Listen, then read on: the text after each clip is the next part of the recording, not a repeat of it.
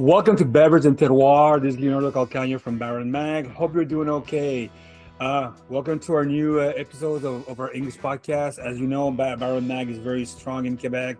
We try as much as we can to do podcasts in English, but time is always a essence and it's harsh. But right now, we promise you we're gonna grow faster and do more. Right now, you can guys listen right now.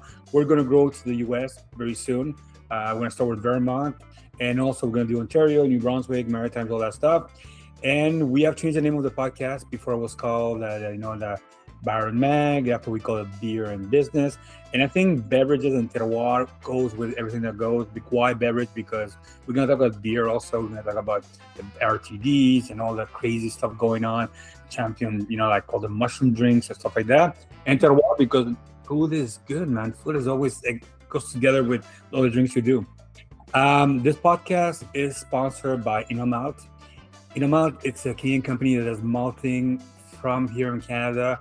And I think right now what's happening with all the tariffs going on, I think you need to go and get yourself some malting for your beer that's from in Canada. So innomalt.ca or innomalt.com, depending where you are. If in you, it is the best way to find out what's happening. And right now, Innomalt is going, like I said, it has grown across Quebec, across the Ontario and the Maritimes. And you can find anywhere where you want. Today, we're going to talk with the guys from Maybee and the girls from Maybee. Maybee Brewing, I have to say, it's a love affair. We found them during my summer vacation. I was driving around. My daughter got crazy because there was a lot of dogs there. And stuff like that, and it was like my daughter was like, we need to go anytime we can there. So since then we're good friends with Mr. Jacob Sullivan. He's always been very happy with us and very helpful to understand what's happening in the Maritimes. And today we're going to talk with Dana Ryles. She's the new assistant brewer or head brewer. We don't know yet. We're going to find out more about her, and we're going to find out about also a new beer that's coming up very soon. It's called Don't Call Me Honey, Amber Ale. Done with Innomalt, malt. So let's get into. Hi, Dana. How are you? Good. How you doing? Fine, Dana. Tell me, head brewer, brewer assistant. You're the head everything. What do you guys do? Okay, assistant brewer. All right. Yeah, and it's just me and Martin Henderson, who's been here a couple of years before me, but has been brewing, like head brewing in Fredericton for the past 15 years. That's pretty good. Yeah. He's jumped around a couple times, but he's always find his way back here. So, like I said, your place is very beautiful. It's like between this weird thing, we're in the middle, tons of dogs. Like I said, my daughter loved that place because of the dogs. And Maybee Brewing is like, you guys have been growing a lot because the more and more we see your beer everywhere. Yep. But before talking about Maybee Brewing and what you guys do, tell me a little bit about you, kind of pedigree, because I know you guys come from the Cap, another very nice punk brewery that I went a couple of times, and I finished my nights very hardcore there. Can you tell me a little bit about you and your pedigree and your vision about brewing? Yeah, absolutely. So I started at the Cap in October of 2020, which was just a few months after they launched their nano brewery there. And I had never really been in the brewing scene before that, minus just being a patron, obviously, and enjoying drinking it. But then I was just kind of doing a bit of a career shift, and I was like, how do I get in the industry? I had no home brewing experience. I didn't have any technical brewing experience, but I was like, how can I get my foot in the door? So yeah, back in October 2020, I got hired on as a cleaner there, and I was like, okay, I'm in. Damn. Gonna make this work. And then about 4 months after that, they were like, hey, I had expressed interest. I was like, if you guys ever need help cleaning tanks, anything like that, let me know. And they're like, actually, yeah, we could definitely use the help. So 4 months in, I started doing that. So I was just doing some cellaring work for a while, working under these 3 guys who were brewing there. And then they all had full-time jobs, would just brew on the weekends. And they were like, at some point, we kind of want to step away from this just because they have their own home brewing systems. It's a hobby for them. And they're like, it'd be awesome if you ever wanted to start sitting in on some brews with us. And I was like, yeah, that would be amazing. And then I worked with them for about a year and a half. And then one day they were just like, you know what? You've got this. you're on your own now. And I said, okay, that's perfect. And then I brewed there solely for about, a little over a year. And then I saw that Maybee was hiring, and I was like, this is my way to get in, to do this full time, make it my career. Impressive. So tell me, that's very impressive because like you're drinking and cleaning, and afterward you're brewing. That's a great story. Tell me, what kind of brewer are you? I mean, you're more like technical, more into gut breweries, brewer. What kind of brewer are you? I'm still figuring that out at the moment. If there's one thing I'll say about myself is that I am still very green, because like I have only been doing it for a couple of years, but I come in and my main focus is just how can we keep the beer as consistent as possible and make it enjoyable for everybody to drink. So I haven't really dabbled into a lot of recipe development myself, but I did have this opportunity with with International Women's Day. I was approached by our boss, and they were just like, how would you like to kind of create and launch a brew like for this? Because we have a pretty well-rounded like tap list as it is. We're not branching out a whole lot doing one-offs.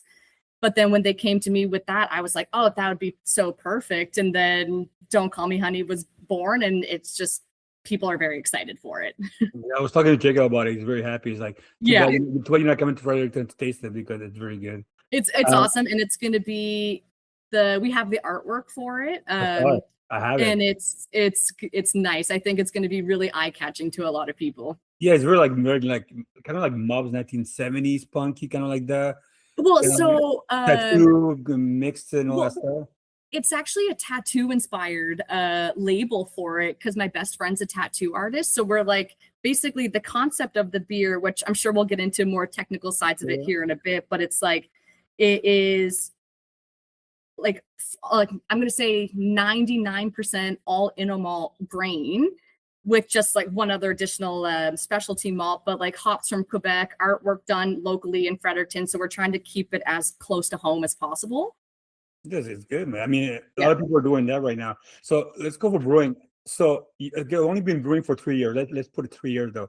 So in 3 years, how has your vision changed as a brewer? I mean, did you taste a lot of beer before that? You're like, I want to go into that kind of beer, because like I said, you were just getting, like recipes from other people, stuff like that. But now I'm sure right now you're like, okay, it's been 3 years now. I've shown that I can go from a small brewer to a pretty big brewer that maybe right now. So what's your vision and what kind of beer you guys drink? Because we're mostly people, when we talk in Quebec and Ontario brewers, they have their like, I drink like, if you're in Quebec, like Pit Caribou, I drink this here, SRM. If you're in Ontario, like, I drink, Blood Brothers, stuff like that. For people that don't know much of the industry, what was the first beers you've been drinking up there? Oh, well, I think it's most people was Picaroons. I mean, they're like the pioneer of Fredericton craft brewery. So I remember being in my early 20s, walking down to the Picaroons boutique on Queen Street, getting my $10 growler. And back then I was a big Winter Warmer fan. So that's what really got me into craft beer. But then I kind of took a switch, and I got really into like hazies and NEPAs and stuff like that, like which we all do. But now I feel like my palate has kind of completely expanded, and I feel like I can appreciate most beers for what they are and really enjoy them. I mean, I still have some beers that I'm not like, it's not my favorite. Like, I'm not much of a sour drinker, even though I know like that's all the rage right now. When we have a sour on, we can't keep it in the store. But yeah, I'm just trying to see like how much can we expand with our beers, because their tastes evolve and change over time. Like one beer that's super popular right now isn't always probably going to be the most popular beer that we do 5 years from now. And we've noticed that trend even since I've started. Some of our like flagship beers were like, oh, okay, like these other ones are coming in, and people are like, okay, this is the style I'm leaning towards now. So, but what kind of beer do you like? Like, just Picarou, you're tasting right now. I mean, you have to have a vision on how you're doing beer right now and how you produce your beer. So what's your vision when you start making beer? Because I'm sure you want to make your own, you want to do your own recipe. I do. And yeah, that's still something I'm very much learning about. Like, I feel bad that's probably not the answer that you're looking for right now, but like I'm coming in and like I'm just kind of like reading the ingredient sheet, and I'm like, okay, like this is what I'm doing. But what beer, like what kind of beers would I like to make in the future? I'm not entirely sure yet. You know, like there's some heavy, crazy porter, like thick, like tar, some stuff like that. Yeah, I would love to do a porter. I know there was some that have been done here previously in the past, but like I said, like we are a large enough brewery that we are in liquor stores all across New Brunswick, but we're not at the capacity right now where we can just be like, okay, we've got some free tank space. Let's just do this crazy one-off beer and just see how it goes. Like we're still very much like organized. Like this is what our tap list is, and this is what we're going to keep producing for everybody. Yeah, because your IPA is it's a big SKU, guys. It's our Workhorse IPA. Oh yeah. I mean, I know people that when they come on vacation, that's pretty much one of the beers you guys take. And I know last year when I was at an event, it's a big beer for you guys. It is, yeah. If there's I gotta say, I'm just like at this point, I'll be brewing Workhorse until the day I die. It is what it is. So, how was the difference between besides the equipment, of course, what's the difference between you going to the cap and to Maybee? I mean, the way you do beer, because I mean, size-wise, two different things. But how do you change your vision and going from a smaller brewery to a bigger brewery? The thing with working at the cap originally, like size, obviously, that's one of the biggest things. The thing with working at the cap was I was only brewing twice a month. Okay. Yeah, so that was a really big thing between coming from there to here. Like I said, when I started there, it was really a great opportunity to get my foot in the door. But the entire 12, maybe 14 months that I had worked there, I had I'm only brewing twice a month. So I didn't really have okay, this is it. I know I'm getting everything dialed in. It was a great opportunity. I did get to create a couple beers there, but moving up to here, it's just okay, the whole technical side of it was just so crazy. And the biggest thing at the cap was not having a jacketed mash tun. That was very, very difficult. Yeah. Learning how to base your water temperature going in with adding the grains so that by the time it's done, you're okay, I actually hit my temperature. And then here, everything is just so much more sophisticated with the technology. And you're okay, it's just so much easier, but the quantity of it is so much bigger. Oh yeah, 100%. So let's go into the your new beer, the beautiful. Before I will put of course the picture, the branding, stuff like that. It's very nice. Like I said, I find it's very tattoo, kind of old. How you call this? Punky British kind of artwork. So I like the artwork. It's very nice. So Thank you. Can you tell me about the new beer you guys are coming out? Because I know there's an event coming out soon, the Fredericton Beer Fest. Yes. And you guys are going to start pouring with that beer. So can you tell me a little bit about that beer? Called "Don't Call Me Honey" and Amber Ale. It looks how did it get into, and what was the thinking beside it? It actually kind of started as a joke. So like I said, I was approached by the owner with the International Women's Day coming up. They're it would be great for you to make a beer for it, because a lot of breweries around here will do a beer specifically for that event. And I was okay, what can I do that's not a beer that we currently have, or a style of beer that we currently have on tap that's going to be a little bit different. And I was kind of humming and hawing over it. And then it was the name of the beer that I came up with first, and then created the recipe for it afterwards. Because being a woman in the industry, just even sitting at the bar, having a beer anywhere, and there's some comments that get made to some female bartenders, and that's kind of how it started. I was how funny would it be to make a beer called "Don't Call Me Honey" and then make it a honey amber ale? And then once we kind of came up with the name, then I was okay, what are we going to put in the beer to showcase the style that we want to represent? And then I kind of started thinking about domestic beers, surprisingly, because for me, if I'm out camping and stuff like that, I love a Sleeman's honey. Me too. I love that beer is pretty good. It's a pretty good beer when you Sunday morning. Exactly. Yeah. So then it's kind of okay, what can we do that it's just easy drinking, but we want that honey profile to come through? And then Innomalt, thankfully, was just kind of we have a location here. I think it's in India. And we're like, this is perfect, because the thing with New Brunswick is that like we can get base malt here, no problem. But it's like there's not a lot of malting houses, like smaller malting houses, like in New Brunswick that offer specialty malt as well. And Innomalt was like, okay, like they pretty much had almost everything that we needed minus crystal malt. And we were just like, okay, we can do this, showcase all of their beer. And then, like I said about the hops, get those from Quebec. And it's like, this is almost as local as we can make it. So can you give us like how did it start? I mean, there's a story, but how do you start brewing the beer? How does it work? Kind of because like amber ale, to make it sure that it has that honey taste at the back. How does it work for you guys? How did you start working on it to make sure that you keep the balance between amber ale and malting and stuff like that? It doesn't too heavy. How does it work? Yeah, so we for like a little insight on the beer itself, like we use I'm not quite familiar with the technical names that Innomalt uses. I'm not technical, no way technical wise. So yeah, but we're using no worries. It's Vienna malt, Munich malt, and honey malt. And then once fermentation is done, then we dry hop it and we add like 12 kilos of honey into it ourselves. So, which is Canadian unpasteurized honey. Okay. Is it local use or is it the honey? I don't believe so. No. Because I have no idea. Is any honey up there in New Brunswick? I'm not entirely sure. Sure it's not something I've ever really looked into. Guys doing stuff around there. So how long it took to do everything? And are you guys gonna have it in can or just in kegs right now? So, sorry, I misheard that. You're gonna have it in kegs or in cans or just? It's gonna be in kegs and cans. Yeah. Okay. Yeah. That's pretty good. And can you tell me about the this? I was checking pretty much or like the brand, and tell me it tastes like caramel and biscuit aromas. Yes, and there's quite a bit of honey aroma as well.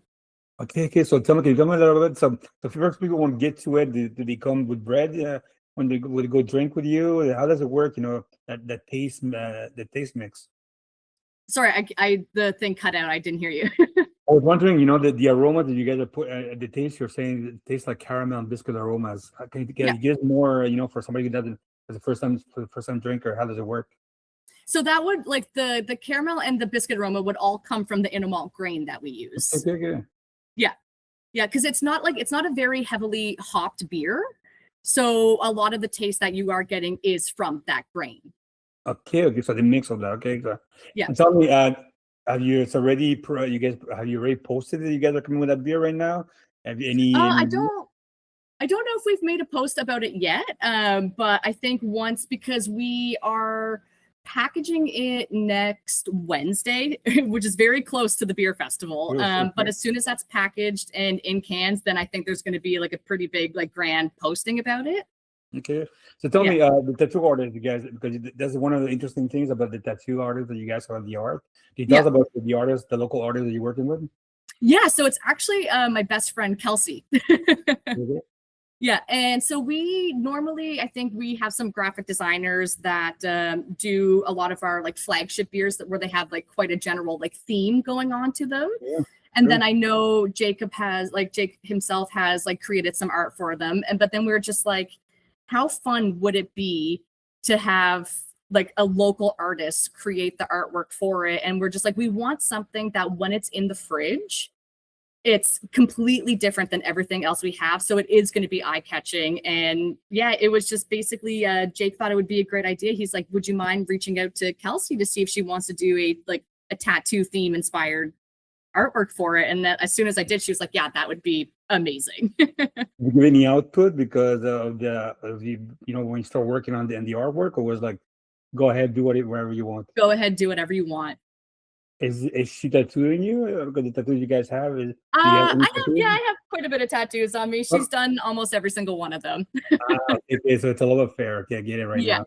So tell me, besides the beer, maybe brewing stuff like that, how's the how you call it, the industry in New Brunswick right now? Because we saw a couple of closures right now.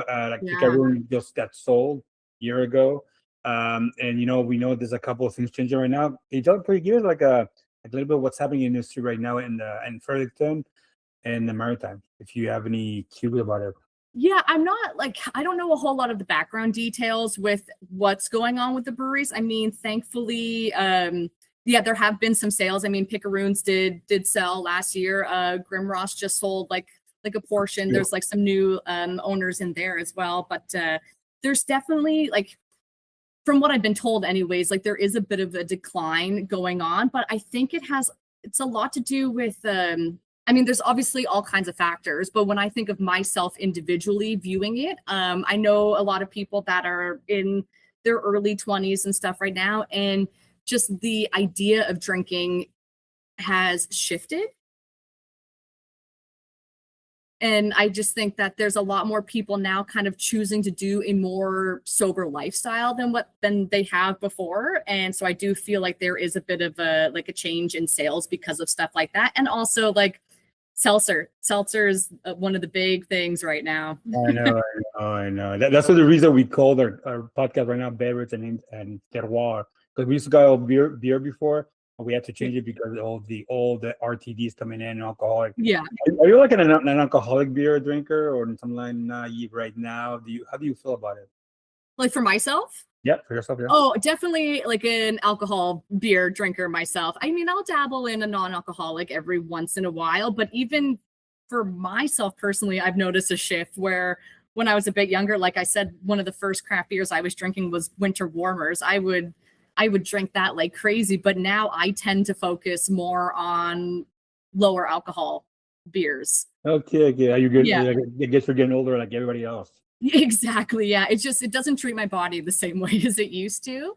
And personally, I just think I'm like, if I'm going to be out enjoying some drinks with some friends, I'd rather be able to have one or two more ideally, and then not feel terrible the next day when I still have to get up and go to work. Because I think most brewers would know brewing hungover is it's not a good feeling. I was drinking with a couple of brewers, and I went to a restaurant trade show, and people in restaurants that party more than brewers. Sorry? Restaurants owners party Yeah. more than brewers. That's what I heard. Yeah. I One know of the- I know a couple brewers around here that don't drink at all. I So know. Me yeah. too. It's weird. It's weird right now. Are you guys thinking about working on different beers right now? Any like I know there's a brewery right now near you guys called Union Brewery. They just Yeah, opened? they're not fully. I mean, I Okay. think they've been operating at another location right now, but their location is opening in Ormukto. I'm not entirely sure when the date is, but they're 'Cause I know- coming. I know, but it's a beautiful place. Any are you guys working on maybe to do some collaboration with other brewers or something like that right now? I'm not entirely sure. We did a collaboration. This was before I had started, but there was a collaboration with Trailway Brewing. Okay. Yeah, so that was a beer called Same Difference. I tried it and I thought it was really great. I think it would be fun to do some collaborations with other breweries because I feel one thing I gather about like being in the industry in this city specifically, it's like it's not some cutthroat, we want to do better and see that we're doing better than another brewery. I think everybody's just like looking to hold each other up and like have everybody succeed. Okay. Yeah. So I think, I mean, if there's ever an opportunity to do a collab brew, that'd be great. Okay, that's good. So tell me, last question. 3 breweries wish list what you want to do a collaboration with. Oh my God. Yeah, right now, like just I was gonna say, is it something like specifically in Fredericton? no, you can do whatever you want, man. I mean, it's a wish list.